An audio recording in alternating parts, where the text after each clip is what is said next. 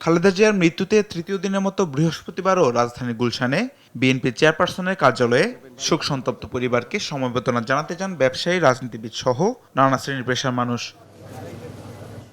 এদিন শোক বইয়ে স্বাক্ষর করতে আসেন ডাকসু ভিপি ও ছাত্র শিবিরের সভাপতি। এ সময় তারা বাংলাদেশ প্রশ্নে দলমত নির্বিশেষে সবার ঐক্যের আহ্বান জানান। দেশের স্বার্থে আমাদের বাংলাদেশের প্রশ্নে আমরা যেন সবসময় ঐক্যবদ্ধ হতে পারি, দেশের জন্য কাজ করতে পারি। ভারপ্রাপ্ত চেয়ারম্যান তারেক রহমানের সাথে আমাদের মিটিং হয়েছে।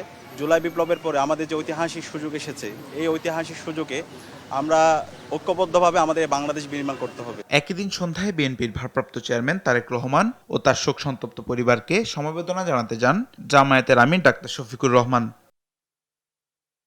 সেখান থেকে বের হয়ে সাংবাদিকদের সঙ্গে কথা বলেন ডাক্তার শফিকুর রহমান। জানান, খালেদা জিয়া ইতিহাসের বিরল সম্মান নিয়ে বিদায় নিয়েছেন। একটা বিরল সম্মান নিয়ে তার শেষ বিদায় সম্বর্ধনা অনুষ্ঠিত হয়েছে গতকাল, এবং মানুষ আবেগ দিয়ে, চোখের পানি দিয়েই তাকে বিদায় দিয়েছে। এই সম্মানটা পাওয়া, মানুষের চোখের পানি দিয়ে বিদায় সম্বর্ধনা পাওয়া, এটা বিশাল ব্যাপার।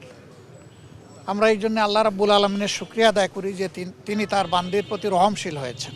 এ সময় নির্বাচনী বিষয়ে ডাক্তার শফিকুর রহমান বলেন, 12 তারিখে একটি সুন্দর ও গ্রহণযোগ্য নির্বাচনী বিষয়ে বিএনপির সঙ্গে কথা হয়েছে।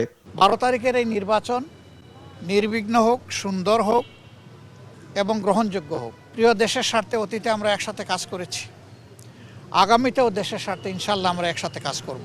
বিগত সরকার খালেদা জিয়ার সঙ্গে অমানবিক আচরণ করেছে বলেও মন্তব্য করেন তিনি। ম্যাডামের আত্মার মাগফিরাত কামনা করছি। তামিম মাহবুব, দেশ টিভি, ঢাকা।